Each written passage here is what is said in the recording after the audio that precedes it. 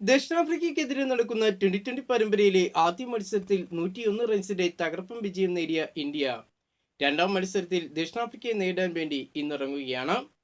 ഇന്ന് രാത്രി 7 മണിക്ക് ആരംഭിക്കുന്ന ഇന്ത്യയും ദക്ഷിണാഫ്രിക്കയും തമ്മിലുള്ള രണ്ടാം ട്വന്റി മത്സരം മുല്ലപ്പൂരാണ് വേദിയായി മാറുന്നത്. മുൻനിര ബാറ്റർമാരുടെ മോശം പ്രകടനം ഇന്ത്യക്ക് വലിയ ആശങ്കയാണ് സമ്മാനിക്കുന്നത്.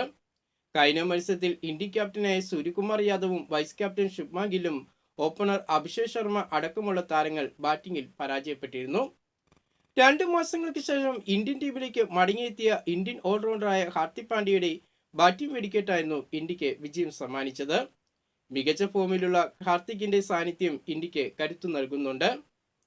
ഇന്ത്യൻ ഓപ്പണിംഗിൽ ശുഭ്മാൻ ഗില്ലിന്റെ മങ്ങിയ ഫോമും ഇന്ത്യക്ക് തലവേദന തന്നെയാണ്.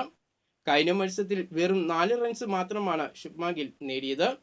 ശുഭ്മാൻ ഗില്ലിന് പകരമായി ഓപ്പണിംഗ് സ്ഥാനത്തേക്ക് മലയാളി താരമായ സഞ്ജു സാംസനെ പരിഗണിക്കണം എന്നുള്ള ആവശ്യവും ഉയർന്നു കേൾക്കുന്നുണ്ട്. കഴിഞ്ഞ മത്സരത്തിൽ നിലനിർത്തിയ അതേ ടീമിനെ തന്നെയായിരിക്കും രണ്ടാം മത്സരത്തിന് ഇറങ്ങുമ്പോൾ ഇന്ത്യൻ ടീം നിലനിർത്തുക.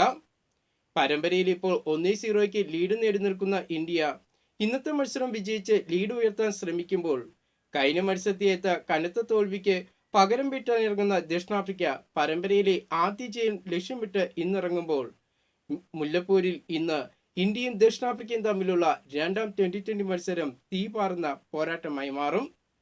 ഇന്ത്യൻ ക്രിക്കറ്റ് ടീമിനെ കുറിച്ചുള്ള കൂടുതൽ വാർത്തകളും വിശേഷങ്ങളുമായിട്ട് നമുക്കിനി അടുത്ത വീഡിയോയിൽ കാണാം.